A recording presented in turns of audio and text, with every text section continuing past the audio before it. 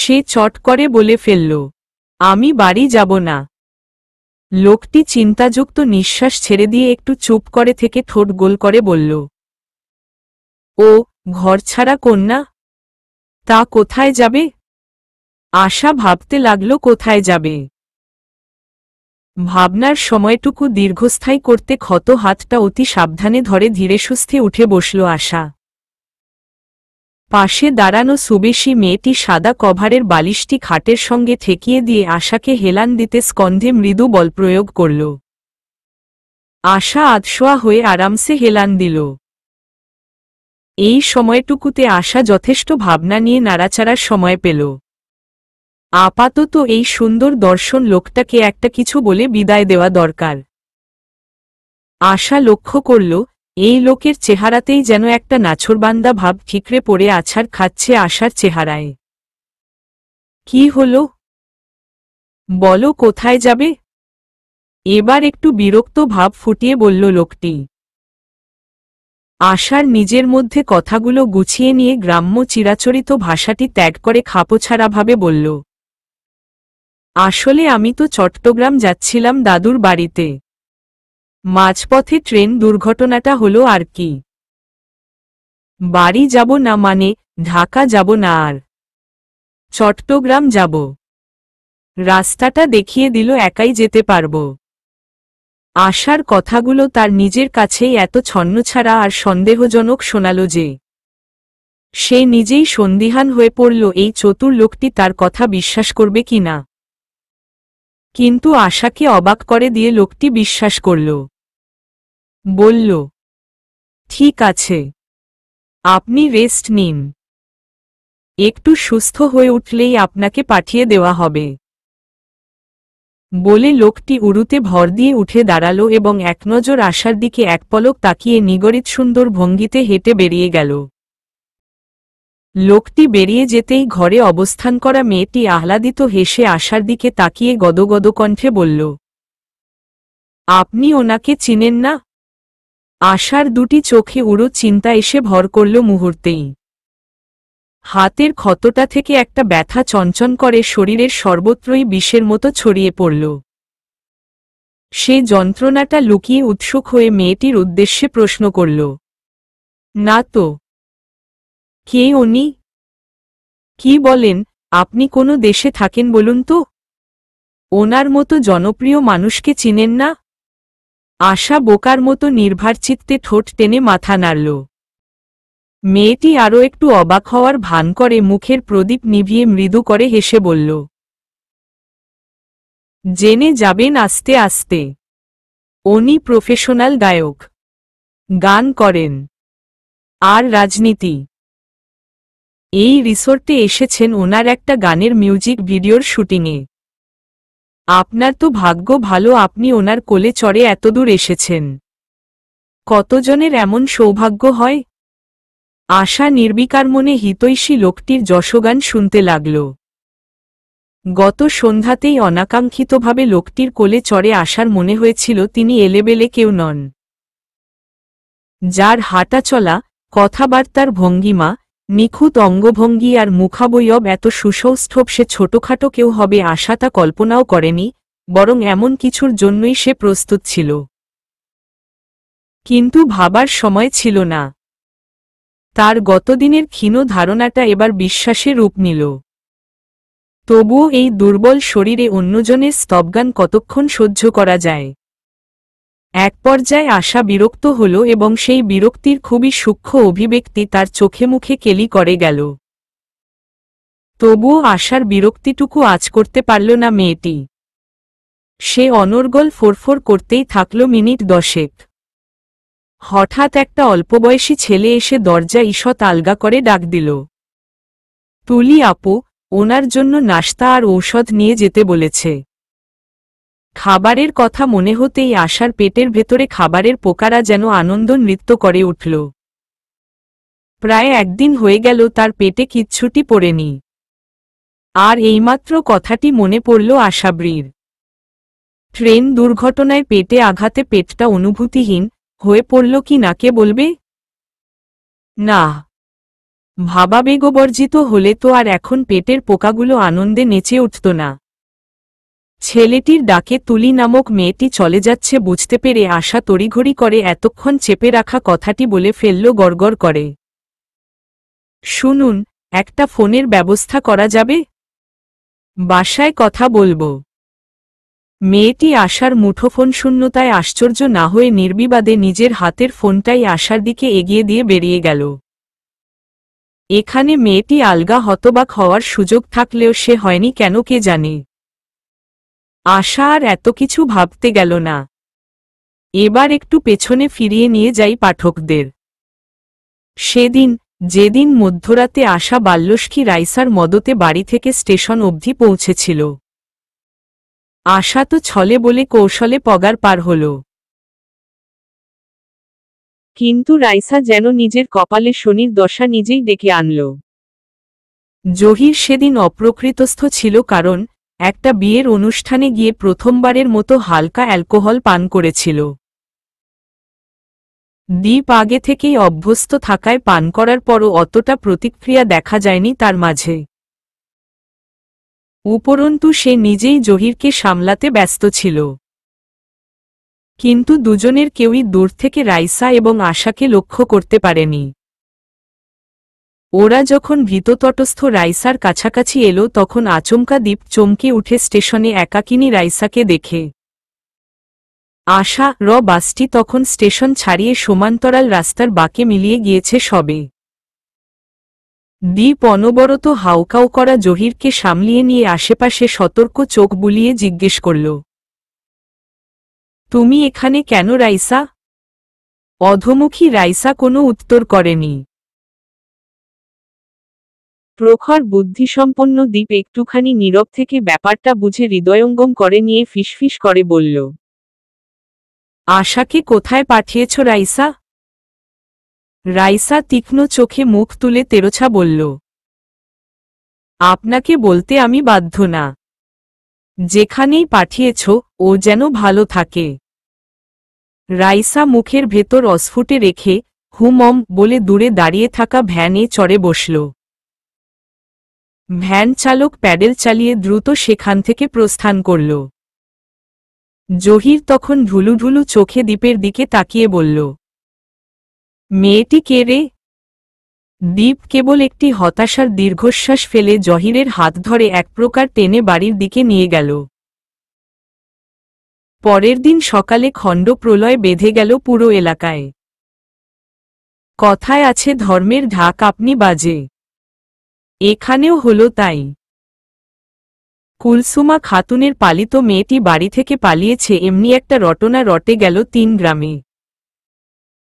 লোকমুখে ঢিটির্ব পড়ে গেল, কিন্তু কেনই বা পালালো, কার সঙ্গে পালালো, কি কারণে পালালো সেসব নিয়ে কিছু লোকের বিষম মাথা ব্যথা আর কিছু লোক শোনা ঘটনাটি ঢাক ঢোল পিটিয়ে প্রচারে ব্যস্ত। এতেই যেন রজ্জির প্রশান্তি গোমূর্খ মানুষগুলোর। এদিকে কুলসুমা খাতুন আর জহির মিলে উন্মাদের মতো টর্চার করে যাচ্ছে রাইসাকে। শুরুতে ভুলিয়ে ভালিয়ে আশাকে কোথায় পাঠানো হয়েছে তা জানতে চাইলেও রাইসা মুখ খুলেনি। বোবা এবং বধির মানুষ যেমন বক্তার কথা বুঝতে না পেরে অসহায় দৃষ্টিতে তাকিয়ে থাকে, রাইসাও তেমনিভাবে মুখ হয়ে তাকিয়েছিল শুধু।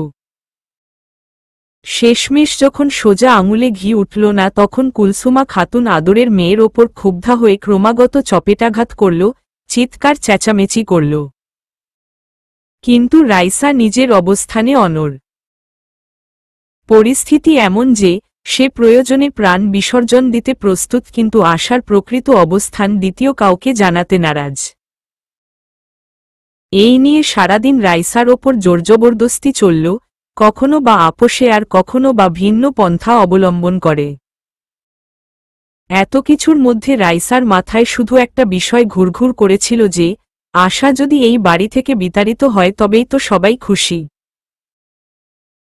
কিন্তু আজ যখন সে নিজেই নিজের ঠিকানায় সাকিন তৈরির পরিকল্পনা করল তখন কেন এদের এত জ্বালা? আশার মধ্যে কি এমন আছে যে যা আশা নিজেও জানে না কিন্তু এরা জানে? কেনই বা আশাকে বিয়ের দেওয়ার জন্য তার মা ভাই মিলে উতলা? এই কঠিন সমীকরণ কোনো মতেই মাথায় ঢুকল না রাইসার। সেদিন রাত্রে সে না খেয়েই ঘুমিয়ে পড়েছিল। আদরের মেয়েটা তার আচরণে কষ্ট পেয়ে মুখে খাবার তুলল না দেখে কুলসুমা খাতুন নিজেও উপসে ঘুমাল। কিন্তু এত ঘটনাটার মধ্যে আশা যে ওদিকে ট্রেন দুর্ঘটনায় আহত হয়ে বসে আছে সে কথা রাইসার অজ্ঞাতেই থেকে গেল। পরের দিন সকালে অভুক্ত রাইসার ঘুম ভাঙল ফোনের রিংটোনের শব্দে। অচেনা নাম্বার দেখে সে কেটে দিল। আবারও ফোন এলো, এবার সে বিরক্তি ভরে রিসিভ করে কানে দিল। হ্যালো, আমি আশা বলছি। ওদের কি খবর রাইসা? তোমাকে খুব মারধর করছে না? আনন্দে উৎফুল্লে রাইসা দিশেহারা হয়ে খানিক্ষণ চুপ করে রইল। তার ঠোঁটের কোণে ঝিলিক দিল মুচকি হাসি আর চোখের কোণে চিকচিক করল কয়েক ফোঁটা অশ্রুবাড়ি। এদিকের খবর পড়ে বলবো, তুমি কোথায় এখন? বদি ভাইয়ের বাসায়? নাকি মেসে চলে গেছ? আমার চট্টগ্রামেই যাওয়া হয় নাই রাইসা। ট্রেন অ্যাক্সিডেন্ট করছে। এরপর আশা সেই চঞ্চল ছেলেটির কথা হতে শুরু করে আকস্মাৎ একজন সুঠাম দেহী গায়কের সহায়তায় চিকিৎসা পাওয়া পর্যন্ত আদ্যোপান্ত বর্ণনা করল। শুনে রাইসা ভীষণ চিন্তিত গলায় বলল, এত কিছু হয়ে গেল একদিনেই। এবার কি হবে? কিছু হবে না, চিন্তা করিও না। রাইসা, গ্রামের লোকজন জেনে গেছে না? হুমম সবাই জানে। গতকাল থেকে আমাকে অনেক টর্চার করছে মা আর ভাই। ওরা তোমাকে চায়। আচ্ছা, ওরা তো খুশি হবার কথা তুমি চলে যাওয়াতে। তবু এমন করছে কেন? আশা ছোট করে নিঃশ্বাস ছেড়ে বলল, কে জানে, হয়তো তোমার কথাই ঠিক। ওরা আমাকে ভেতরে ভেতরে ভালোবাসে, কিন্তু তোমাকে আমার সঙ্গে তুলনা করে সেই ভালোবাসাটা প্রকাশ করতে পারে না। খারাপ ব্যবহার করে। নয়তো অন্য কোনো বিষয় আছে যা আমি জানি না। বাদ দাও রাইসা। আমি জানি তুমি তোমার মা আর ভাইদের খুব ভালোবাসো। অন্যজনের মুখে তাদের সম্পর্কে খারাপ কথা শুনলে তোমারই খারাপ লাগবে। আমি আরেকজনের মোবাইল থেকে কল দিছি। এই নাম্বারে আর কল দিও না।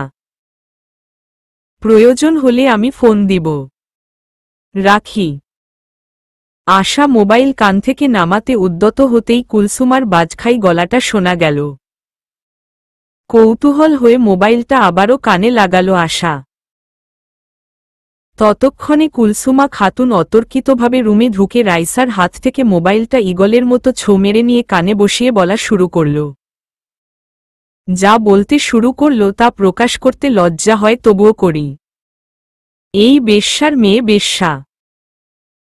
মাগিগিরি করার জন্য কই গিয়ে লুকাইছস? তোর জন্য তো নাগর ঠিক করছিলাম, তারে দিয়ে পোষাইতো না তোর? এত বছর মানুষ করলাম তোরে, আর বুড়া বয়সে তুই শান্তি দিলই না আমারে। আল্লাহর গজব পড়বে দেখিস। জাহান্নামে গেলেও তুরে খুঁজে বের করব আমি। ইত্যাদি ইত্যাদি অশ্রাব্য খিস্তি খেয়েও রাওড়াতে লাগল কুলসুমা। ফোনের এপাশে রাইসা মাকে শান্ত করতে ব্যতিব্যস্ত, আর ফোনের ওপাশে আশা চুপটি করে নিজের ওপর আরোপিত গালিগালাজগুলো কপাল কুঞ্চিত করে শুনতে লাগল। একেবারে শেষে গিয়ে একটি পরিতৃপ্তির বাঁকা হাসির রেখা ফুটে উঠল আশার ঠোঁটের কোণে। কানের ওপর থেকে ফোনটা নামিয়ে লাইন বিচ্ছিন্ন করে আত্মনিমগ্ন হয়ে পড়ল সে। সকালে মুখরোচক নাশতাগুলো উদরস্থ করে বিছানায় শুয়ে থাকতে থাকতে আশা যখন বিরক্ত হচ্ছিল তখন সেই লম্বা চওড়া হিতৈষী মানুষটি এলো এ ঘরে। এসেই খাটের ওপারে দাঁড়িয়ে থেকে বলল, ঘরছাড়া কন্যা শুনো, তোমাকে একটু মরার অভিনয় করতে হবে। আমাদের শুটিং সেটে যাকে নেওয়ার কথা ছিল সে গতকাল রাতেই চলে গেছে বাবার অসুস্থতার কারণে। আমি আপনার উপকার করেছি, সো তোমাকেও আমার এই উপকারটা করতে হবে। তারপর আর কোনো দাবি দেওয়া থাকবে না। আমি না শুনতে চাই না। অভ্যেস নেই। প্রস্তুত থাকবে ঠিক সময়ে। আশাবরীর মাথাটা ঘুরে উঠল যেন। এত সুদর্শন, গুণসম্পন্ন, গায়ক লোকটি এমন অকৃতজ্ঞ হবে কে জানত? লোকটি তাকে পথ থেকে তুলে এনে শুশ্রূষা করে আবার পথে নামিয়ে দেওয়ার পন্থাটা বাতলে দিবে তা আশাবরীর জানা ছিল না। তাছাড়া গ্রামের কমবেশি সবাই আশাকে রূপেগুণে, ভালো আচরণে একনামে চিনত। অধুনা গ্রামের মানুষ সচেতন এবং আধুনিক হয়েছে। হতে তো পারে আজকের করা ভিডিও গ্রামের কোনো লোকের হাতে পড়ে গেল আর। সুদূরপ্রসারী চিন্তার আস্তিন গুটিয়ে আশা মনে মনে দৃঢ়বদ্ধ হল, এই কাজ কিছুতেই ঘটতে দেওয়া যাবে না। সে ওড়নাটা মাথার পরে লম্বা করে টেনে নিয়ে বলল, আমি এগুলো সম্পর্কে কিছুই জানি না। এখানে তো অনেক লোক, ওনাদের কাউকে নিন না। আমাকে কেন? তোমাকে কেন? কারণ তুমি সুন্দরী। আমাদের সুন্দরী মেয়েই চাই এই 5 সেকেন্ডের সিনটির জন্য। আশা লাজুক লতার মতো নুয়ে পড়ে মাথাটা নিচু করল লোকটির মুখে তার অনাকাঙ্ক্ষিত প্রশংসায়।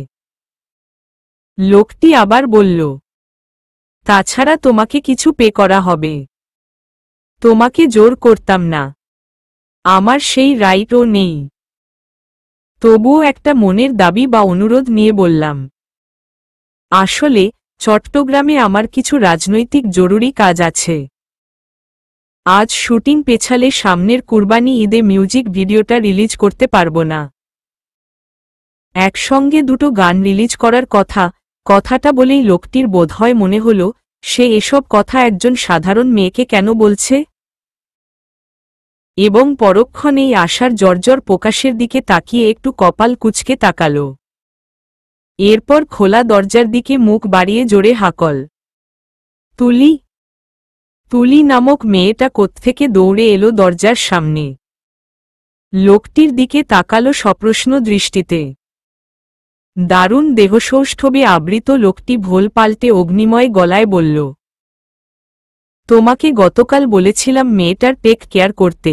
মেয়েটার রক্তের দাগওয়ালা কাপড় চেঞ্জ করার জন্য কি তোমাকে আলাদা করে বলতে হবে? কাণ্ডজ্ঞানহীন মেয়ে। একটু সংবেদনশীল হও মানুষের প্রতি। মানবিকতা আনো নিজের মধ্যে।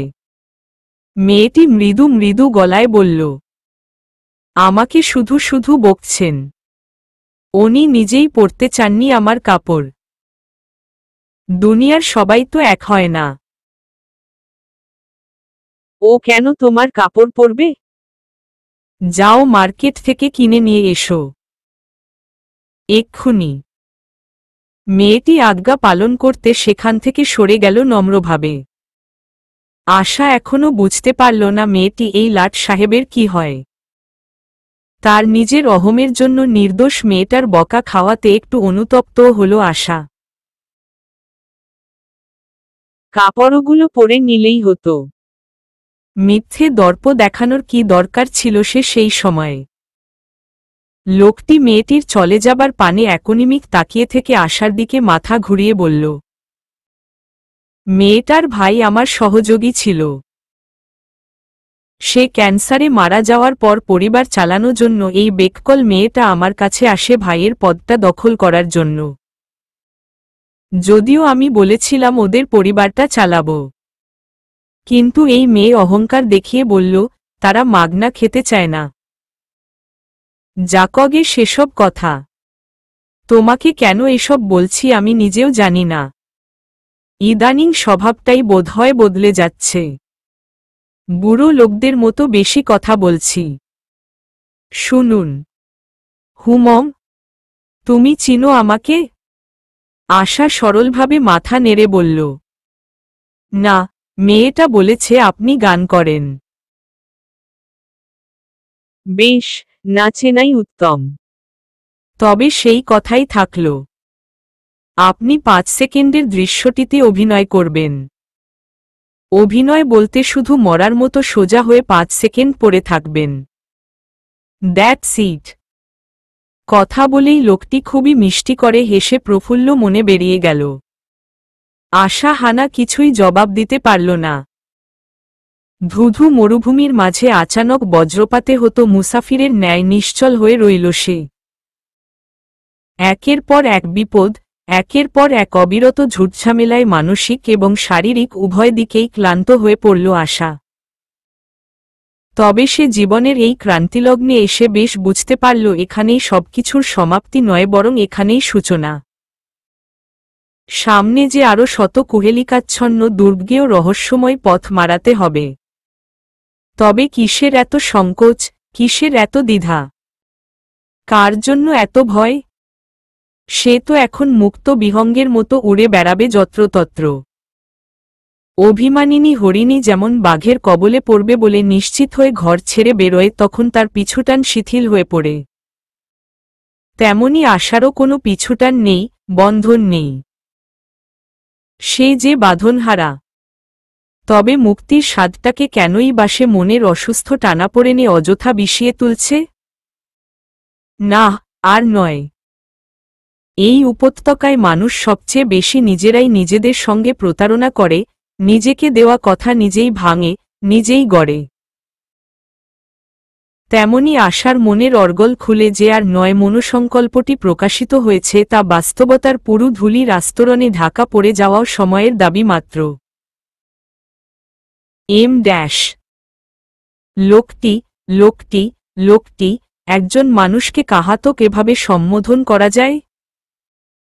আশাকে পথ থেকে তুলে আনা সুকুমার লোকটির নাম আহনাফ তাহমিদ অভিনব। বেশ বড় নাম, কিন্তু সে নিজের মতো করে কেটেছেটে ছোট করে নিয়ে দিয়েছে অভিনব তাহমিদ।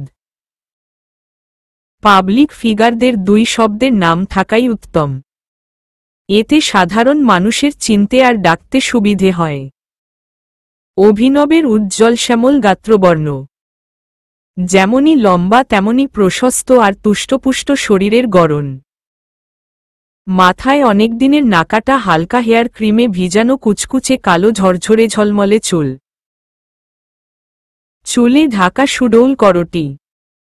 নাক আর কপালের মিলনস্থল অবধি বিস্তৃত ঘনকেশযুক্ত জোড়া ভ্রুয়ের নিচে ধারানো বুদ্ধিসম্পন্ন, মায়াময় আর অন্তর্ভেদী দুটি চোখ। হালকা টিকলো নাক, মুখভর্তি তথা জুলফি হতে গলকণ্ঠ অবধি বিছানো খোঁচা দাড়িতে মুখমণ্ডল হয়েছে সৌষ্ঠবপূর্ণ। দুই কানের নিচে চোয়ালের নিম্নভাগের দাড়িতে যথাক্রমে দুটি ঘূর্ণিত কেশপাকের কারণে সৌন্দর্য বর্ধিত হয়েছে আরও কয়েকগুণ। এই অদ্ভুত দর্শনেই সে শত লোকের মাঝে আলাদা হয়ে নজর কাড়ে। তার মুখের হাসিতে দর্শক ব্যক্তির মনের হিমেল হাওয়ার সঞ্চার হয়, আর রাজনৈতিক অঙ্গনের অগ্নিমূর্তিতে সেই দর্শকেরই শরীরে কাঁপুনির ডঙ্কা বাজে। ডান হাতে অহর্নিশি ঝুলে একটি রূপোর ব্যাসলেট আর বাঁ হাতে বড় মাথাওয়ালা দামি কালো ঘড়ি। তার বেশভূষার পরিপাট্য, গানের সম্মোহনী কণ্ঠ, কথার ধরন, মুখের মুচকি হাসি আর জোড়া ভ্রুর চোখের বিমল চাহনিতে বিমোহিত হয়নি এমন লোক কমই আছে। সে একাধারে সুরকার, টুকিটাকি গীতিকার এবং সুদক্ষ প্লেব্যাক সিঙ্গার। এমনকি পশ্চিমবঙ্গের কয়েকটি মুভির জন্য দিনরাত এক করে গান তৈরি করেছে সে। দুই বাংলায় তার খ্যাতি আর শ্রোতাদর্শকের সংখ্যা যেন জ্যামিতিক হারে বৃদ্ধি পেয়ে চলেছে। অন্যদিকে বছরের বিশেষ দিনগুলোতে সে বাজারে ছাড়ে স্বয়ং অভিনীত কিছু মিউজিক ভিডিও। মিউজিক ভিডিওতে অভিশানকে দেখার জন্য মুখিয়ে থাকে দেশের আনাচে কানাচে ছড়িয়ে থাকা অসংখ্য যুবতীরা। আর অভিনবের কনসার্ট মানেই অপার জনস্রোত। অল্প বয়সেই এত এত খ্যাতির পসরার জের ধরে অন্যান্য গায়কের দেশ ও অভিযোগ কম নয়। অপরদিকে ছাত্রজীবন থেকেই তার রাজনীতির প্রতি রয়েছে প্রবল আকর্ষণ। উচ্চপদে বসে থাকা ক্ষমতাসীন মানুষদের মুখোশ টেনে খুলে নির্মল এক বাংলাদেশ গড়ার দৃঢ়প্রত্যয় নিয়েছে সেই কবে। নিজের সেই পরোপকারী মনোভাবটা চাপিয়ে রাখতে না পেরেই সে যোগ দিয়েছে জন্মভূমি চট্টগ্রাম নগরীর রাজনৈতিক সংগঠনে। তার যাবতীয় কাজকর্ম ঢাকাতে হলেও মায়ের জন্য এবং রাজনৈতিক আলাপালোচনায় সপ্তাহে প্রায় 4টা দিন তার চট্টগ্রামের নিজস্ব বাড়িতেই থাকতে হয়। সামনে কুরবানির ঈদকে সামনে রেখে মিউজিক ভিডিওর শুটিংয়ের কাজে এই রিসোর্টে এসেছিল সে। কাছে কোথাও ট্রেন দুর্ঘটনা হয়েছে জানতে পেরে সে আর একদণ্ডও স্থির থাকতে পারেনি।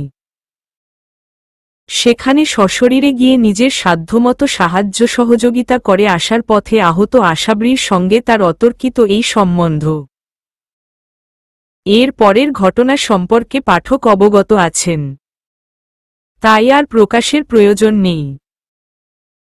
এরপর একদিন পেরিয়ে গেছে ডাক্তারের কথামতো বিছানায় শুয়ে থাকতে থাকতে। আশাবরীর শরীরটা এখন বেশ ঝরঝরে হয়েছে, ব্যান্ডেজে মুড়ানো হাতে আর পাঁজরের কাছে একটু চিনচিনে ব্যথা আছে এই যা। কিন্তু এমন কত ব্যথাই সে লুকিয়েছে তার ইয়ত্তা নেই। কাজেই তার ব্যথা লুকানোর অভ্যাসটা ভালোই আছে। একটু আগেও সে পুরো ঘরে চিন্তাগ্রস্তের ন্যায় হেঁটেছে, কিন্তু এখন সে একগুয়ের মতো খাটের এক কোণে বসে আছে। একজন ছেলে মেকআপ ম্যান এসেছে তার মুখে প্রসাধনের প্রলেপ দেবার জন্য। 5 সেকেন্ডর শটটা নাকি তারা নিয়ে নিতে চায়, কিন্তু আশা কিছুতেই এটা হতে দেবে না। একজন ছেলে তার মুখের দিকে তাকিয়ে থেকে মজা নিয়ে নিয়ে মেকআপ করবে এটা সে মানতে পারছে না। খাটের পায়ার কাছে দাঁড়িয়ে থাকা মেকআপ ম্যানের দিকে তাকিয়ে সে ভয় ভয় অসহায় গলায় বলল, আসলে আমার দাদিমা মানা করেছে ক্যামেরার সামনে যেতে। লম্বা লোকটাকে বলবেন এই কথা কেমন? একটু বুঝিয়ে বলবেন। মিথ্যা, মিথ্যা, মিথ্যা। মিথ্যার ওপর বেঁচে রয়েছে আশা। এমন তো হওয়ার কথা ছিল না। মেকআপ ম্যান চলে যেতেই আশা রুমের দরজা বন্ধ করে ঝোড়ো করে কেঁদে ফেলল বিছানার উপর হয়ে। হঠাৎ যেন পাহাড়ের শক্ত মাটির দেয়াল ভেঙে ঝর্ণাধারার বাঁধ ভেঙে গেল। মিনিট 2 পর আশার ঘরের দরজায় কড়া নাড়ল কেউ। আশা নিজেকে সংবরণ করে দুচোখ মুছে দরজা খুলতে গেল। ডিবি দরজার নব ঘুরাতেই দৃশ্যমান হল অভিনবের দীপ্ত মুখখানা। তার ভ্রু কুঞ্চিত, চোখ তীক্ষ্ণ দৃষ্টি সম্পন্ন। সে আশার দিকে ভাঁজ করে মেলে ধরল একটি খবরের কাগজের আলাদা 2টি পাতা। একটি পাতায় আশার নিখোঁজ সংবাদ, অন্যটিতে সেদিনের সাঁঝের অভিনবের কোলে অচৈতন্য আশাবরীর একটি স্থিরচিত্র। অভিনব কপলের একপাশ উঁচু করে গর্বিত হেসে বলল, আমি ঠিকই ধরেছিলাম, তুমি ঘরছাড়া কন্যাই। একটি পাতায় আশার নিখোঁজ সংবাদ, অন্যটিতে অভিনবের কোলে অচৈতন্য আশাবরীর একটি স্থিরচিত্র। অভিনব কপলের একপাশ উঁচু করে গর্বিত হেসে বলল, আমি ঠিকই ধরেছিলাম, তুমি ঘরছাড়া কন্যাই। আশা চোখ বন্ধ করে ওষ্ঠাধর দাঁতে চেপে থেমে যাওয়া সরাউৎস থেকে আবারও দরদর পানি ছেড়ে দিল শব্দহীন। অভিনব মুখের হাসিটা সরিয়ে নিয়ে হাতের ইশারায় বাইরে ডেকে বলল, এসো, বাইরে এসো। চোখ মুছো, কেউ দেখে ফেলবে। আশা একটু আশ্বস্ত হয়ে চোখ মুছে ঘর থেকে বেরিয়ে এলে সে আবার আফসোসের গলায় বলল, কে একজন ফাজলামো করে ছবি তুলেছে সেদিন। সাংবাদিকরা যে সেটা পেপারে পর্যন্ত ছাপিয়ে দিবে কে জানত। তা যাক, কিন্তু নিখোঁজ সংবাদটা কেমন ব্যাপার? বলে অভিনব একটি কুটিল সন্দেহভাজন দৃষ্টি ছুড়ে দিল আশার দিকে। আশা কিংকর্তব্যবিমূঢ় হয়ে ইতস্তত চোখ ঘুরিয়ে চুপ করে রইল। দেখে অভিনব একবার বামে ঘাড় ফিরিয়ে একটা নিঃশ্বাস ছেড়ে আত্মসংবরণ করল এবং পরক্ষণেই আবার ফিরে তাকিয়ে তর্জনী তুলে শাসিয়ে বলল, দেখো, তুমি বাচ্চা একটা মেয়ে।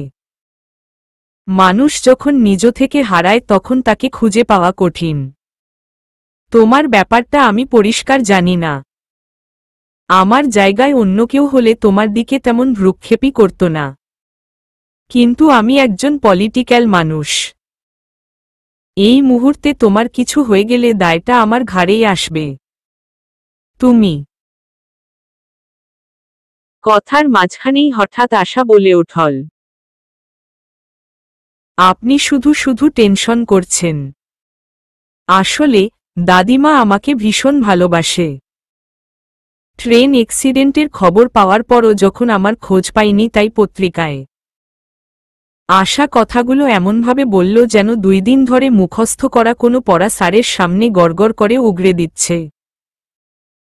বলা বাহুল্য, অভিনবে উদ্বিগ্ন কথাগুলো শুনতে শুনতে সে নিজের মস্তিষ্কের তপ্ত কড়াইয়ে উপরোক্ত কথাগুলো ভেজে নিচ্ছিল। আশা নিজেও জানত না তার মধ্যেই প্রত্যুৎপন্নমতি স্বভাবটা লুকিয়েছিল এতকাল ধরে। মেয়েটির মুখের কথায় অভিনবের সন্দেহ ঘুচল না। সে বলল, ঠিক আছে, আমি নিজে গিয়ে তোমাকে পৌঁছে দেব। আজকের মধ্যেই শুটিং শেষ হবে। কাল চট্টগ্রাম রওনা দিব। তুলি কাপড় এনে দিল ও সেগুলো পরবে, আর তোমাকে বলা দৃশ্যটার জন্য মডেল পাওয়া গেছে। যান এবার, ঘরে যান।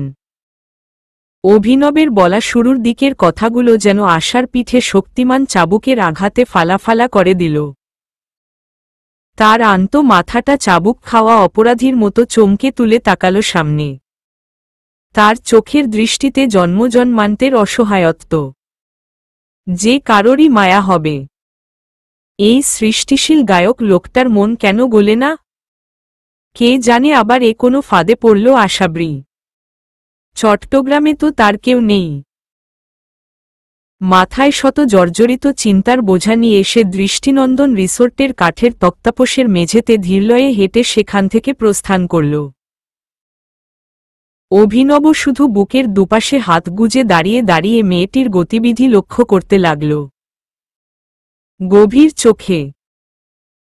তার মনে হল মেয়েটির চালচলন পুরোদস্তুরে অদ্ভুত। সে কি মনে করে হাতে ধরে থাকা পত্রিকার পাতায় চোখ বোলাল আরেকবার। বিনোদন ডেস্কে বড় বড় করে লাল রঙা হেডলাইন করা হয়েছে। বনবাসের শুটিং স্পটে জনপ্রিয় গায়ক অভিনবের অদ্ভুত কীর্তি। নিচে কলামের একাধারে ছবিতে তারই কোলো আশাবৃর আধখাওয়া চাঁদের মতন অর্ধেক মুখ মূর্তিমান। রাগে মাথার দুপাশের রগ ধিকি ধিকি করে জলে ওঠল অভিনবের। রক্তের কণায় কণায় ছড়িয়ে পড়ল ক্রোধে সংক্রমণ। সে কাঠবাঁধানো দ্বিতল রিসোর্টের বারান্দার ওপর থেকে পত্রিকাটা হাতের মুঠোয় দুমড়ে মুচড়ে ছুঁড়ে ফেলে দিল নিচের ঝুপড়ির দিকে, দাঁত খিচিয়ে ফুঁসতে ফুঁসতে উচ্চারণ করল, রাবিশ, তোর সাংবাদিকতা ঘোচাচ্ছি দাঁড়া। জানালার ধারে টকটকে ফুলে সুশোভিত কৃষ্ণচূড়া গাছটার ফাঁকে চোখের দৃষ্টি বিস্তৃত করে একমনে শুটিং দেখছিল আশা। ঠোঁট মেলানোর জন্য বড় সাউন্ড বক্সে করে যে গানটির জন্য মিউজিক ভিডিও তৈরি করা হচ্ছে সেই গানটি বাজছে। গানের তালে তালে অভিনব আর একজন অচেনা অভিনেত্রী সহাস্য মুখে নানান রংঢং করে যাচ্ছে। আশার মনে হওয়া সেসব রংঢং তামাশা অতি মনোযোগের সঙ্গে ধারণ করছে ক্যামেরাম্যান। আর পরিচালক মাঝে মধ্যেই কি যেন বলে বিভিন্ন ফরমাইশ দিচ্ছেন উদ্যমে হাত নেড়ে নেড়ে। ফরমাইশ মেনে প্রফুল্লচিত্তে একাগ্রভাবে কাজ করে যাচ্ছে যে যার অবস্থানে থেকে। মোদ্দাকথা চারিদিকের পরিবেশটা বেশ আমেজপূর্ণ। কোথাও একরতি দুঃখ বা দুস্থের চিহ্নমাত্র নেই। থেকে থেকে আশার ঠোঁটের কোণে খুবই সূক্ষ্ম হাসির রেখা ফুটে উঠল। বহাল তবিয়তেও আশার মুখের হাসি যেন সোনার হরিণ, সহজে মিলে না। হাসি তার কাছ থেকে আশা করাও দুষ্প্রাপ্য কোনো বস্তু। আজ একটুখানি হাসার পর তার মনে হল সে পৃথিবীর সবচেয়ে সুখী মানুষ। প্রকৃতপক্ষে যারা অসুখী তারাই অল্পতেই নিজেকে সুখের সায়রে ভাসিয়ে সুখী আখ্যা দিতে চায়। আশাও তাদের একজন। দরজা খুলে মেঝেতে খটখট শব্দ করে ঘরে ঢুকল তুলি। তার মুখে হাসি, হাতে কাগজের শপিং ব্যাগ। ব্যাগটা সে আশার দিকে এগিয়ে দিয়ে বলল, নিন, এগুলো পরে নিন দ্রুত। না হয় ভাইয়া এসে আমাকেই বকবে আবার। আশা জানালা থেকে মুখ ঘুরিয়ে অনুতপ্ত গলায় বলল, আমার জন্য তোমাকে বকা খেতে হলো।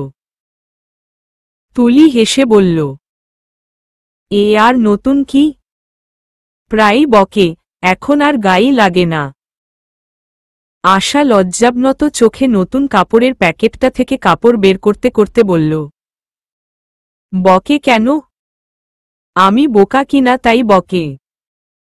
আশা ইতস্তত করে নরম গলায় বলল, আমার এই কাপড় পরতে কেমন জানি লাগছে। এগুলো তোমার জন্য রেখে দাও। আমার ব্যাগ কাপড় আছে, সেগুলো রক্ত লেগে কাহিল অবস্থা। ব্যাগ শুদ্ধ ধুয়ে দিয়েছি আমি, কাল সকালের মধ্যেই শুকিয়ে যাবে। সেই কলেজ জীবনের পুরনো শতচ্ছিদ্র তালিজোড়া দেওয়া ব্যাগটা এদের মতো উঁচুদরের লোকের হাতে পড়ে তারা মনে মনে কি ভাবল সেটা ভেবেই আশা যেন অপরিমিত লজ্জায় মর্মে মরে গেল। তার মৌনতা দেখে তুলি সরল গলায় জিজ্ঞেস করল, কি ভাবছেন? আশা অপ্রস্তুত হয়ে মাথা তুলে বলল, কিছু না। ঠিক আছে তাহলে আমি যাই, কাপড়গুলো পরে নিবেন। বলে তুলি একটু ব্যস্তস্মস্ত হয়ে উঠে দাঁড়িয়ে স্মিত হেসে তড়িঘড়ি করে বেরিয়ে গেল। মিউজিক ভিডিও শুটিং সম্পন্ন হয়েছে। শুটিং ইউনিটের লোকজন তল্পিতল্পা গুছিয়ে বেরিয়ে পড়েছে ইতোমধ্যে।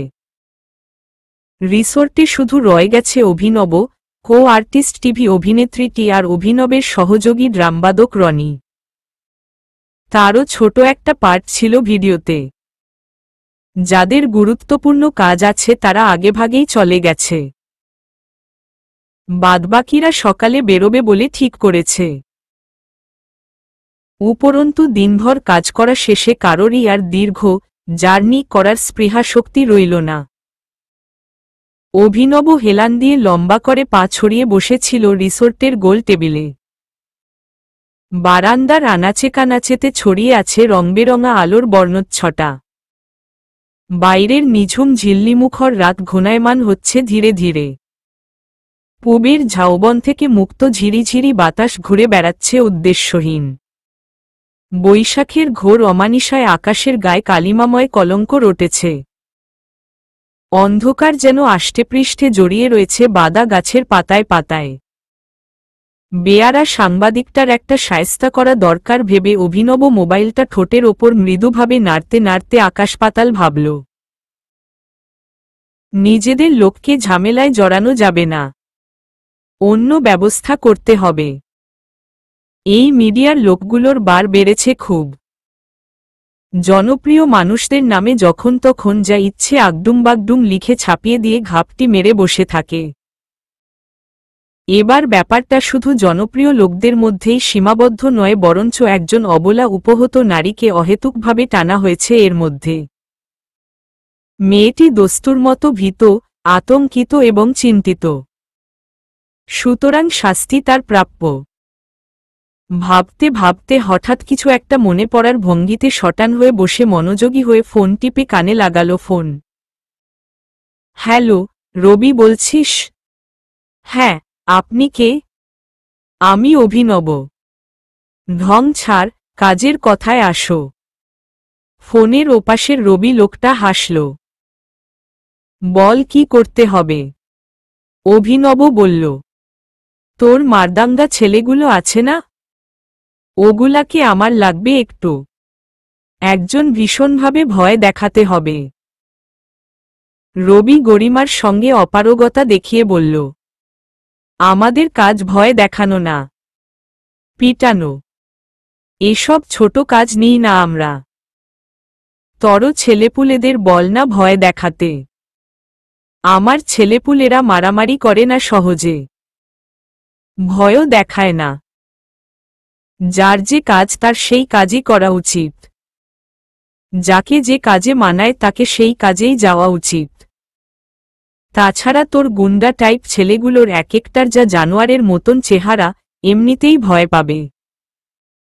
রবি লোকটি এবার অট্ট হাসল। বলল, আচ্ছা বল, কাকে কি করতে হবে? আজকের দিগন্তের খবর পত্রিকায় বিনোদন পাতায় দেখ, শাহাবুদ্দিন নামে একটা রিপোর্টার আমাকে নিয়ে একটা নিউজ করেছে। পুরাই ভুয়া। ওকে যেখান থেকে পারিস ধরে নিয়ে যেভাবে পারিস ভয় দেখাবি আর সতর্ক করবি যাতে এমন নিউজ আর না করে। খবরদার মারবি না, ওটা পরের স্টেপে। কত টাকা দিবি? 1 টাকাও না। প্রাক্তন ক্লাসমেটের জন্য কাজটা করা তোর দায়িত্ব।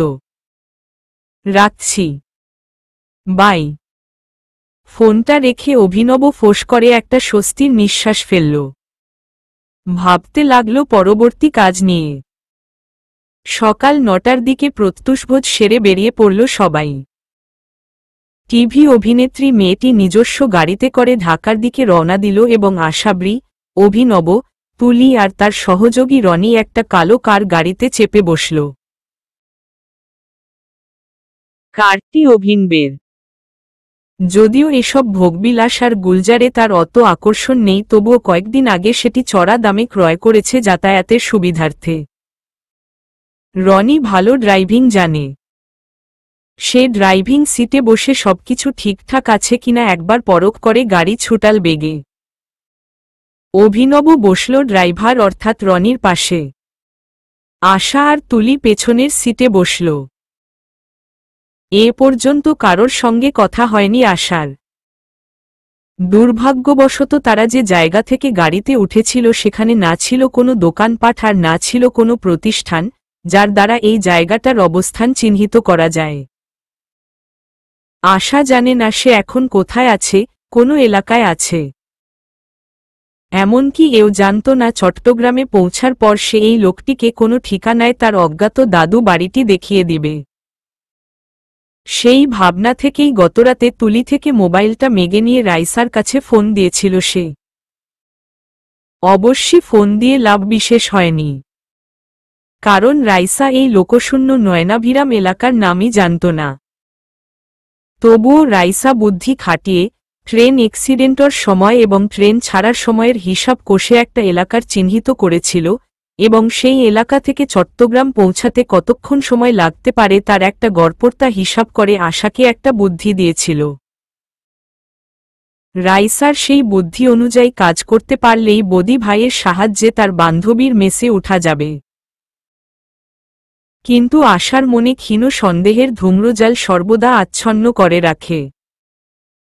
কিভাবেই বা এই নাছোড়বান্দা পরোপকারী লোকটার কাছ থেকে নিজেকে বিচ্ছিন্ন করা যায়।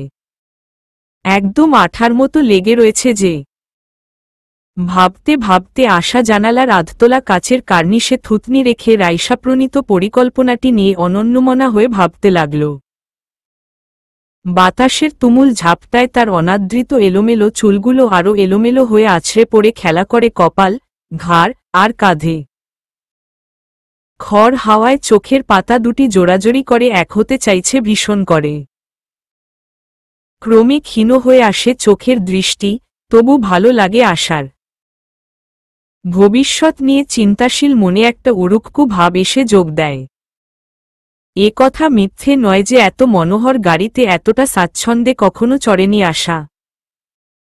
হ্যাঁ, কোনো নিকটাত্মীয়ের বিয়েতে কালেভদ্রে ভাগ্যক্রমে যাওয়া হয়েছে। তখন ওই মাইক্রোবাস চড়ার সুযোগ হয়েছিল শুধু। সেসব দুর্দিনের কথা মনে করে একটা দীর্ঘশ্বাস ফেলে আবারও তার দুঃখিনী চোখের মায়াবী দৃষ্টি ছড়িয়ে দেয় দিগদিগন্তে, মুক্ত আকাশে, ফসল তোলা তেপান্তর। রবারের চাকার অবিরত ঘূর্ণনের সঙ্গে সঙ্গে অজানা এক ভবিষ্যতের দিকে দ্রুত এগোতে থাকে আশার দেহমন। যান্ত্রিক গাড়ির আশু বেগ পেছনে ফেলে আসে কত বিচিত্র মানুষ, কত বিচিত্র চোখের চাহনি চৌম্বকত্ব, কত বিচিত্র মনের মোহনার আস্ফালিত জলোচ্ছ্বাস, কত বিচিত্র হাসির নিচে ঝাপটে ধরা কথামালার আহাজারি, কত সরল স্বীকারোক্তির পিঠে লুকিয়ে থাকা অধরা অভিমানের ভারী পাল্লা। আশা ভাবে, দীপ ছেলেটা কি তাকে আসলেই ভালোবাসত? কেন ভালোবাসত? ওই কালকুঠুরি থেকে তাকে মুক্তি দেওয়ার জন্য? কে জানে, হয়তো বা বাসত। নয়তো একই এলাকার সমাজের মধ্যে অত ঝুঁকি কেন নিতে যাবে? কিন্তু শেষ পর্যায়ে এসে শুধুমাত্র একজনে বিয়ের করার জন্য ধর্ম পরিবর্তন তার পক্ষে সম্ভবপর ছিল না। ফেনি ছাড়িয়ে এসেছি। লজ্জাবতী কন্যা, তোমার দাদি বাড়ির ঠিকানাটা দাও।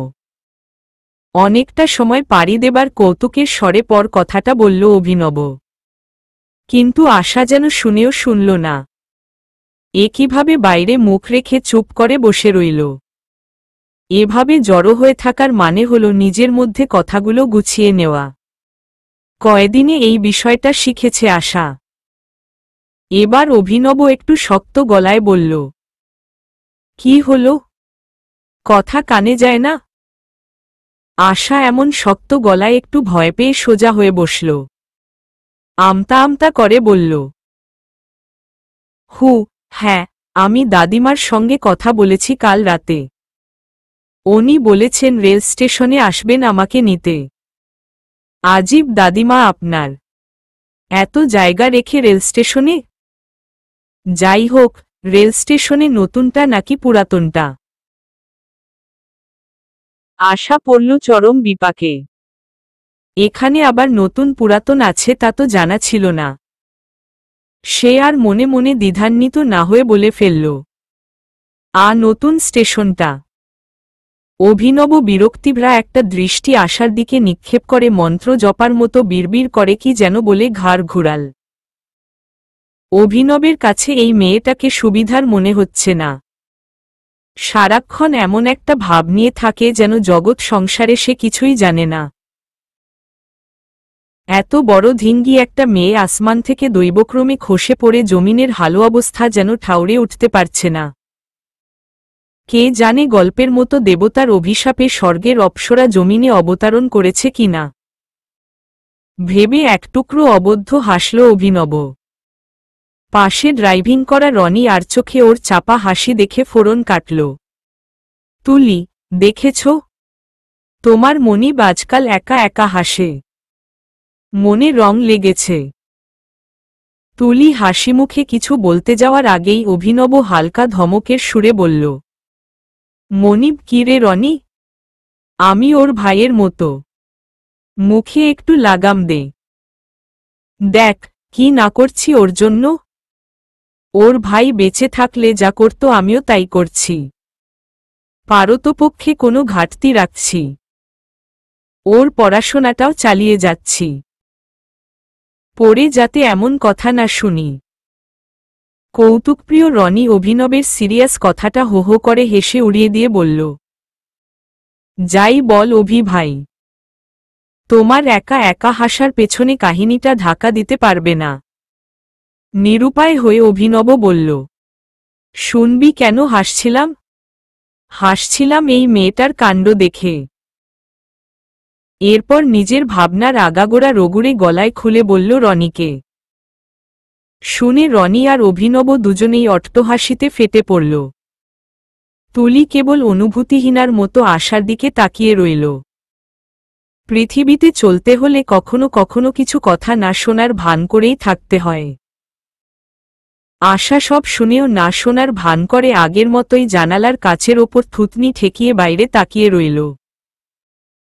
বাতাসের খরতায় কবরীবন্ধ ঘন কৃষ্ণ চুলের বাঁধন শিথিল হয়ে গুচ্ছ গুচ্ছ কেশের বেহায়া নৃত্যে আশার মুখ ঢেকে গেল। সরাল না সে, চেষ্টাও করল না। কি এক ভাবনায় অনেকক্ষণ বোধ হয়ে আকাশকুসুম ভাবার পর তার চোখে কোণে একফোঁটা অপমানের উষ্ণ সলিল উপচে পড়ল। ঘণ্টা 2 এর মধ্যেই অভিনবের কালো গাড়িটি বিশ্বের 10ম দ্রুততম ক্রমবর্ধমান শহর চট্টগ্রামে নগরীতে এসে পৌঁছাল। ঘড়িতে সময় তখন দুপুর 1টা।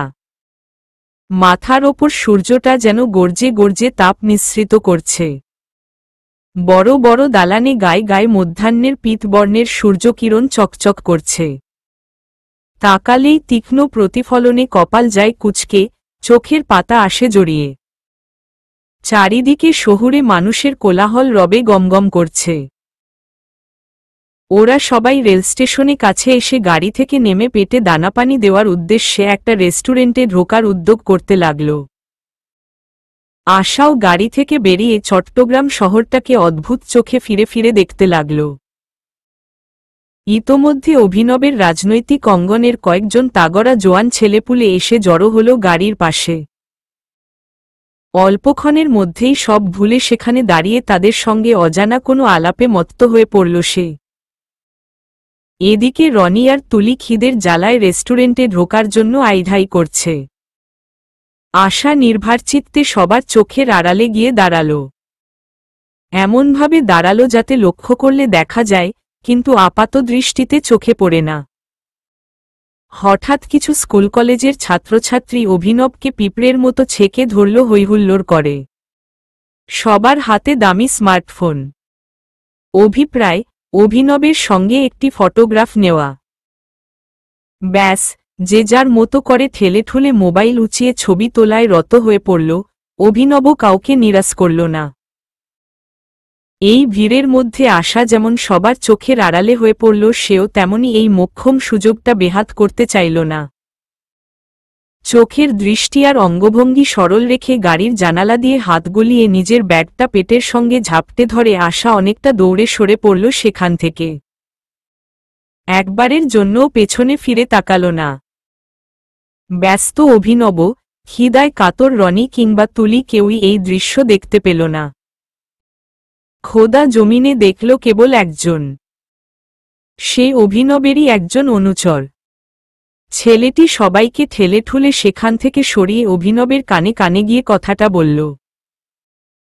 তুষের আগুনে রঞ্জক পদার্থ পড়লে যেমন দপ করে আগুন গর্জে উঠে, তেমনি খবরটা শুনে গায়কের শান্ত দুচোখ দপ করে জ্বলে উঠল।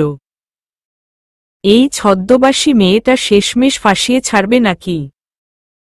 সে জনসম্মুখে নিজেকে সম্বরণ করে ছেলেগুলোকে কাছে ডেকে বলল, যে করেই হোক মেয়েটাকে খুঁজে বের করো।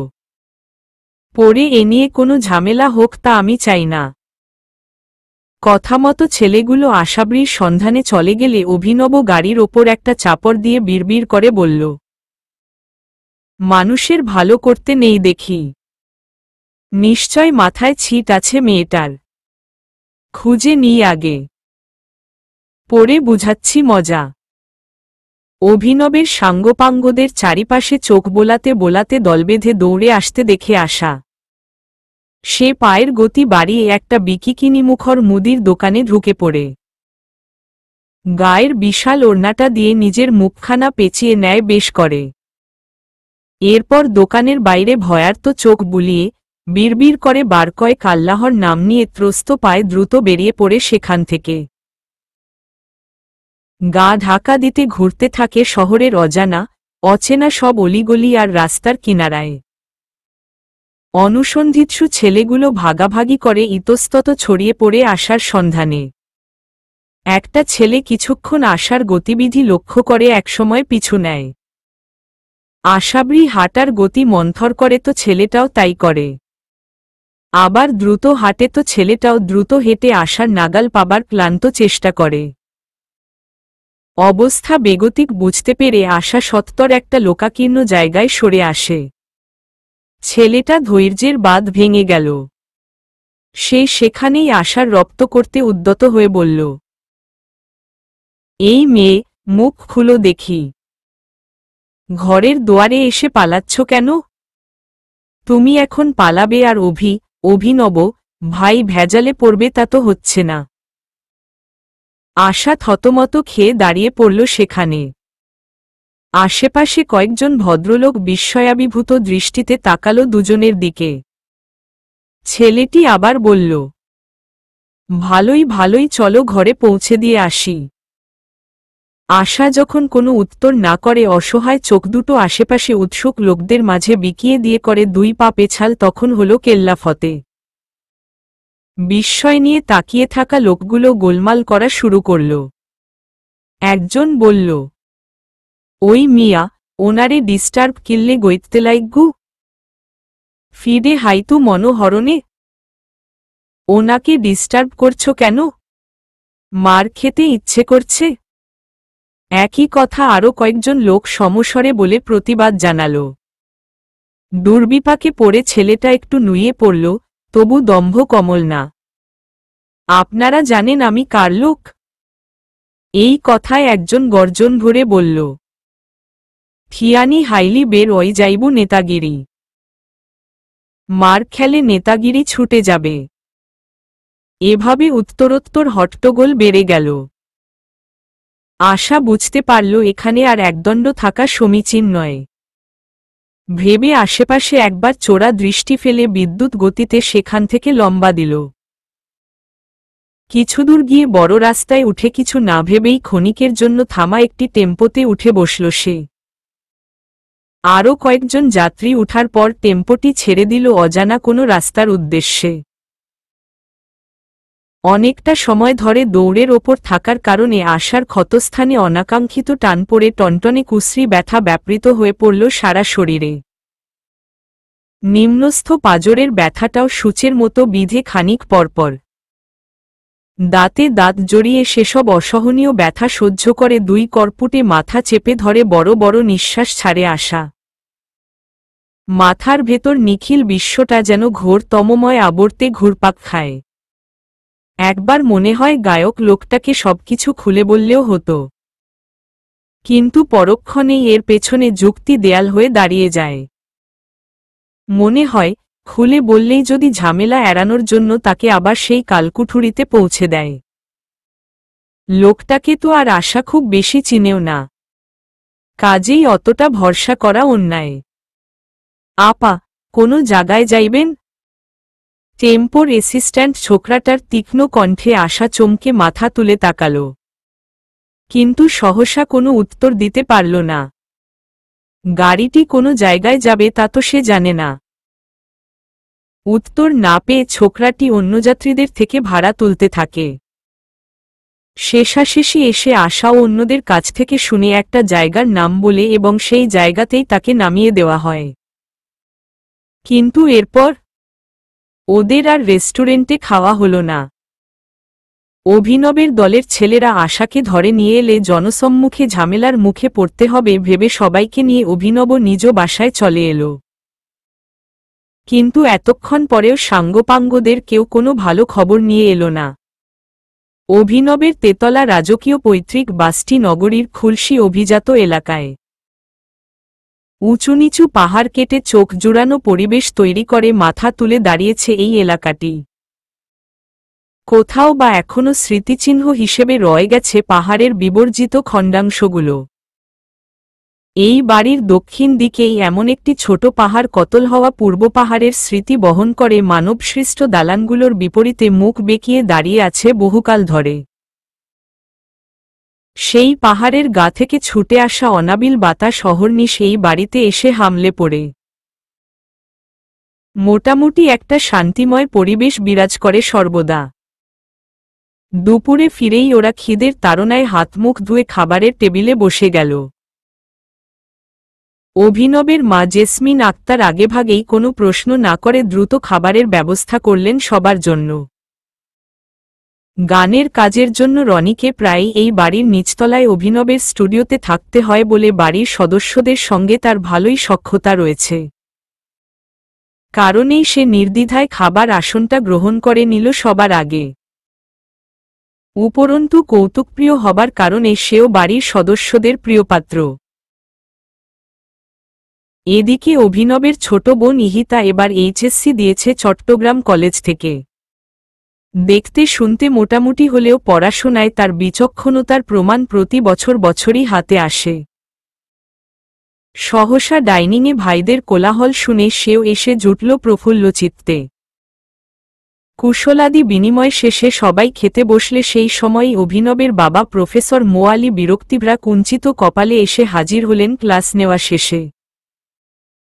তিনি চট্টগ্রাম পলিটেকনিক ইনস্টিটিউটের সিভিল ডিপার্টমেন্টের সিআই হয়েছে কয়েক বছর হল। এর আগে অবশ্য একই ইনস্টিটিউটের ভালো একজন শিক্ষক ছিলেন। বলা বাহুল্য, ছেলে অভিনবের সঙ্গে তার সাপে নেউলের মতো সম্পর্ক। দুজন এক জায়গায় থাকলে ঢেকির মতন সারাদিন কচকচ আর অলক্ষ্যে মন্তব্য ছোড়াছুড়ি চলতেই থাকে। মাঝখানে বাপবেটার বাকবিতণ্ডায় রেফারির ভূমিকা পালন করে মা জেসমিন আক্তার। এককালে তিনি খুব করে চাইতেন অভিনব যেন তারই মতো দক্ষ ইঞ্জিনিয়ার হয়ে দেশবিদেশে নাম করুক। কিন্তু ছেলের গানের প্রতি তুমুল আসক্তিতে তার পুষে রাখা স্বপ্নটা জলাঞ্জলি দিতে হয় অকালেই। অনেক করে বোঝানোর পরও অভিনবের জেদি মন ইঞ্জিনিয়ারিং পড়ার দিকে অনুকূল হয়নি। শেষমেশ ব্যর্থ বাবার ছেলের ওপর বিষম অসন্তুষ্টি দিনের পর দিন পুঞ্জীভূত হয়ে ফুলে ফেপে আজ সেটি মহীরুহ আকার ধারণ করেছে। কাজেই অভিনবের সান্নিধ্যে থাকা কাউকেই তিনি সরল চোখে দেখেন না। আচম্বিতে তিনি খাবারের টেবিলে উপস্থিত হতেই সবার আড্ডামুখর আমেজটাতে ভাটা পড়ল স্বাভাবিকভাবে। তবু প্রত্যেকে মুখে কৃত্রিম হাসি এনে আলী সাহেবকে অভ্যর্থনা জানালেন ডাইনিংয়ে। অভিনবী কেবল দীর্ঘদিনের বুভুক্ষুর মতো নির্ভারচিত্তে খাবার ভক্ষণ করতে লাগল একমন এক ধ্যানে। যেন এই মাত্র উপস্থিত হওয়া লোকটিকে সে দেখেইনি। এই একটু আগেই অবিরত খলখলানি ভেসে আসা ঘরটা যেন ভোজভাজির মতো মরাবাড়িতে রূপ নিল। অনেকটা ক্ষণ চুপচাপ খাওয়া দাওয়া চলার পর আকস্মাৎ অভিনবের মা জেসমিন আক্তার আটঘাট বেঁধে প্রশ্ন ছুড়লেন, অভি, পত্রিকায় কি দেখলাম এসব? অভিনব সাবধানে মাছ থেকে কাটা আলাদা করে দস্তরখানে ফেলে আবার খাবারে মনোনিবেশ করে ঠান্ডা গলায় বলল, কোনোটার কথা বলছো? উল্টাপাল্টা নিউজ তো প্রায়ই হয়। ওই যে মেয়ে একটা কোলে করে। অভিনবের মেজাজ ঠিক নেই অনেকগুলো কারণে। তবুও সে খবর গলাধকরণের সঙ্গে সঙ্গে যেন নিজের রাগকেও গিলে ফেলছে বেশ। হুমম, ভুয়া নিউজ। ওই মেয়েটিকে আমি চিনিও না। একই দিনে বড় একটা ট্রেন দুর্ঘটনার কথা নিশ্চয়ই শুনেছ। সেই ওখানকারই যাত্রী ছিল। এতটুকু বলে অভিনব বিস্তারিত বলতে উন্মুখ হতে গিয়েও বাধা এল। দলের বিশ্বস্ত একজন ছেলে অনুমতি ছাড়াই ডাইনিং অবধি ঢুকে পড়ল। অভিনব মায়ের থেকে মুখ ঘুরিয়ে সেদিকে তাকিয়ে বলল, কি ব্যাপার? কথা নেই, বার্তা নেই। হুট করে ঢুকে পড়লে কেন? অন্যান্য সময় হলে উপস্থিত সদস্যরাও দুচার কথা কিংবা রসনা অসংযত মন্তব্য ছুড়তে দ্বিধা করত না। কিন্তু অভিনবের অসন্তোষ বাবার মুখটার দিকে তাকিয়ে অন্য কেউ টুশব্দ করারও অবকাশ পেল না। ছেলেটি বলল, রিয়াজকে পাবলিক পিটাইছে ভাই। আমরা সময়মতো না পৌঁছালে হাড়গোড় ভেঙে দিত। মেয়েটাকেও পাওয়া যায় নাই। অভিনব কয়েক মুহূর্ত খাওয়া থামিয়ে কি যেন ভেবে হাতের ইশারায় ছেলেটাকে বিদায় দিল।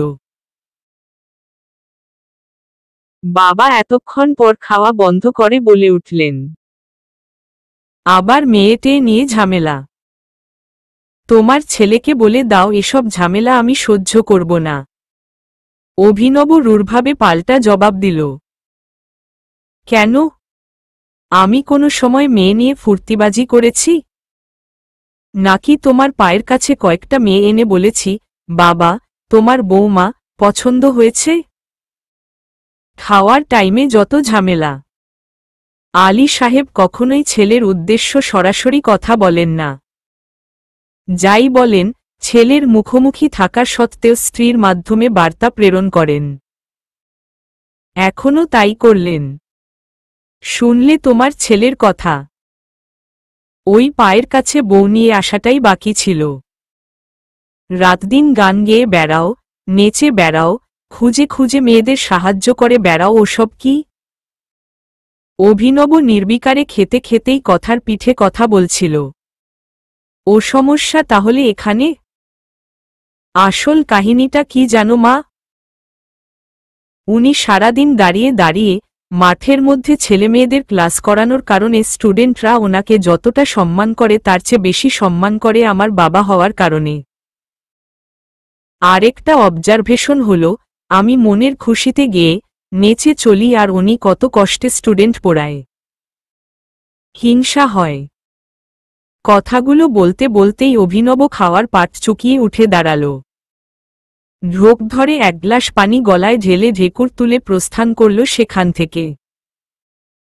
আলী সাহেব অপমানিত রমত ঝুঁকে পড়ে কয়েকটা লোকমা গোগ্রাসে গিলে স্ত্রীর বিরুদ্ধে অভিযোগ হানলেন, আজকাল দেখি তুমিও ছেলের পক্ষ নেওয়া শুরু করেছ। এতগুলো উল্টাপাল্টা কথা বলে গেল অথচ কিছুই বললে না। স্ত্রী অভিযোগ অগ্রাহ্য করে বললেন, উচিত কাজ হয়েছে। মা আর ছেলের কথার মাঝখানে নাক গলাতে গেলে নাস্তানাবুদ তো হবেই। খেয়ে ক্লাসে যাও এখন, তোমার স্টুডেন্টরা আবার যন্ত্রপাতি নিয়ে মাঠে অপেক্ষা করছে। ডাইনিং থেকে ফিরে অভিনব সব কথা শুনল তার পাঠানো ব্যর্থ চেলাদের কাছ থেকে। সব শুনে কিম্ভূত চরিত্রের মেয়েটা যে পাক্কা ঘরছাড়া কন্যা তা বুঝতে আর সময় নিল না অভিনব। পারতপক্ষে ঝামেলা সে বরাবরই এড়িয়ে যেতে চায়। এবারও চেয়েছিল আহত মেয়েটাকে যথাস্থানে পৌঁছে দিয়ে নিশ্চিন্ত হতে। কিন্তু নরম গরম স্বভাবের মেয়েটা যে বোয়াল মাছের মতো বড় ঘাই দিয়ে পগারপার হবে তাকে ভেবেছিল। যাক, যে গেছে সে গেছেই, তাকে নিয়ে ভাবার সময় কিংবা সুযোগ কোনোটাই তার মতো ব্যস্ত মানুষের নেই। জোরপূর্বক চিন্তাশূন্য হবার চেষ্টা করল অভিনব, অবশেষে চরিতার্থ হল। আশাবরীর হাতে ৫০০ টাকা রয়েছে মাত্র। এই টাকাগুলোই এখন তার শেষ সম্বল। নির্নিমিত্তে শহরের আলায়বালায় ঘুরতে ঘুরতে অস্তমান সূর্য যখন দিগন্তের অদৃশ্য সীমারেখায় অবগাহন করল তখন সে একাধারে ক্লান্ত, শ্রান্ত, অবসন্ন। একদিকে যেমন বাঁধনহারা আনন্দে তার নিষ্কুলস চিত্ত উচ্ছ্বলিত, অন্যদিকে তেমনি অনাগত দিনটি নিয়ে চিরবির করছে মন। অজানা আশঙ্কায় ক্ষণিক পরপর নারিকেলের চিকন পাতার মতো কেঁপে উঠে বারে বারে। রাইসার ফোন বন্ধ। আজ দুপুরে যখন একটি মোবাইলের দোকান থেকে আসা রাইসাকে ফোন করতে যায় তখন তার মোবাইল বন্ধ পাওয়া যায়। মরার ওপর খরার ঘা বোধ হয় একেই বলে। সেই সময় থেকেই আশা অকারণে বিভিন্ন জায়গায় ঘুরঘুর করে একটু পরপর রাইসাকে ফোন দিয়ে চলেছে। কিন্তু হিসেবের খাতায় কোনো পরিবর্তন এলো না। ধীরে ধীরে সন্ধ্যা নামে শহরের দালানগুলোর ফাঁকফো করে। কৃত্রিম আলোর রোশনাই এসে আলোকিত করে জনমুখর তল্লাট। আশা হয়রান হয়ে এসে বড় ফ্লাইওভার সংলগ্ন ভ্রাম্যমান দোকানগুলোর সামনে এসে দাঁড়ায় খিদার তাড়নায়, একটু দ্বিধান্বিত মনে। তামাটেকালো বর্ণের দোকানদার অকারণে ঝকঝকে হেসে একটা লম্বা প্লাস্টিকের মোড়া এগিয়ে দেয় তার দিকে। আশা এতক্ষণ পর একটু বসার সুযোগ পেয়ে ধপ করে বসে পড়ে। দোকানের অন্যান্য লোকজন কুটিল দৃষ্টি নিক্ষেপ করে তাকায় কয়েক মুহূর্তের জন্য।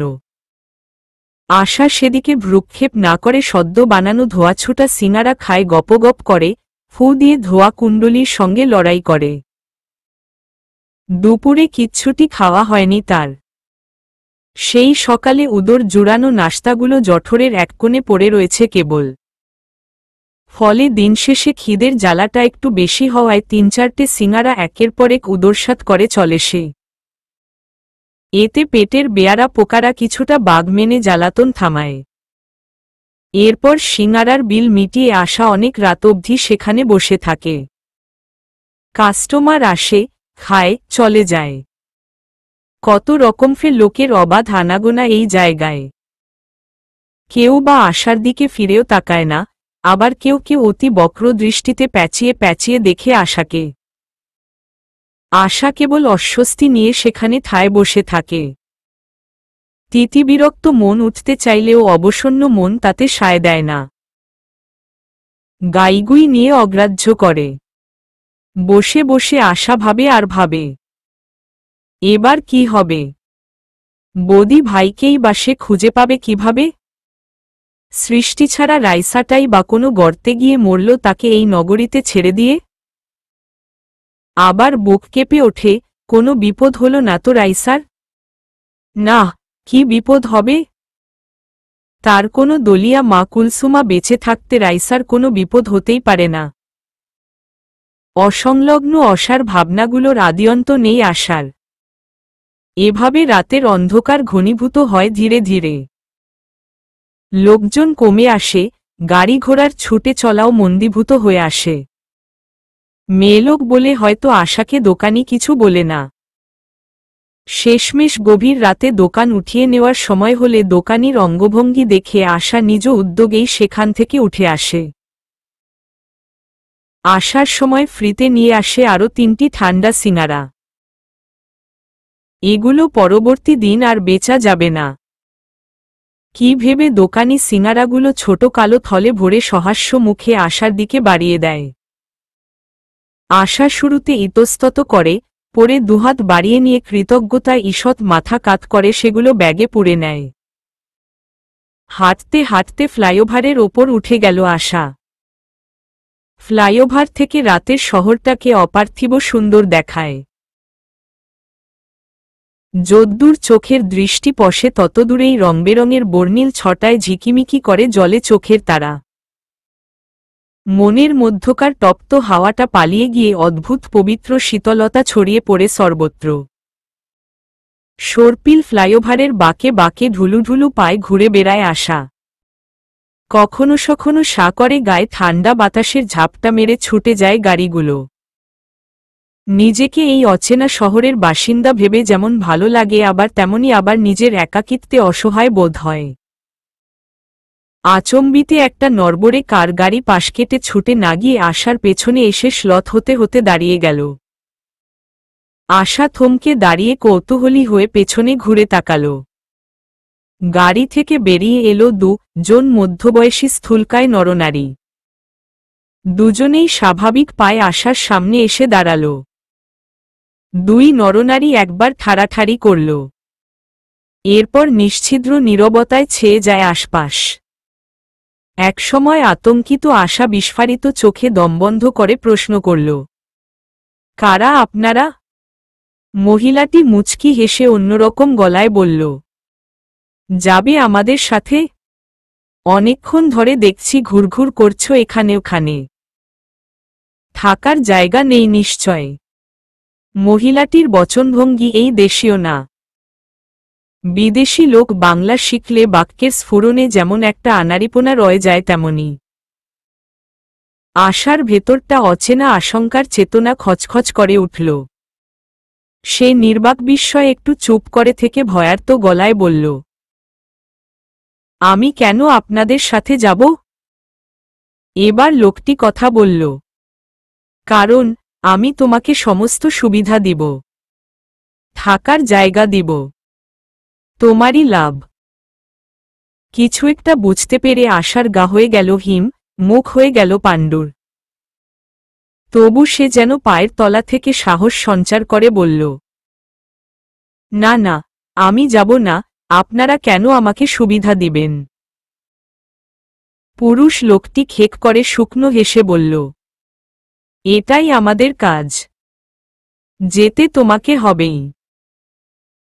আশা আর কিছু না বলে ভীতিবিহ্বল দুচোখে উভয়ের দিকে একবার করে তাকিয়ে অকৃত্রিম দ্রুততায় হাঁটা ধরল সামনের দিকে। বুকের বা পাশস্থ হৃৎপিণ্ড নামক যন্ত্রটা তোড়পাতে শুরু করল ধুকপুক ধুকপুক করে। দ্রুত এগোতে এগোতে আশা পিছু নেওয়া লোকগুলোর দিকে আর চোখে আরও একবার ভয়বিধুর চোখে তাকিয়ে ঊর্ধ্বশ্বাসে ভোদৌড় দিল। দৌড়াতে অনভ্যস্ত আশা বড় বড় নিঃশ্বাস নিয়ে ছুটতে ছুটতে ভাবল, এই পৃথিবীর মানুষগুলো এত খারাপ কেন? চলবে।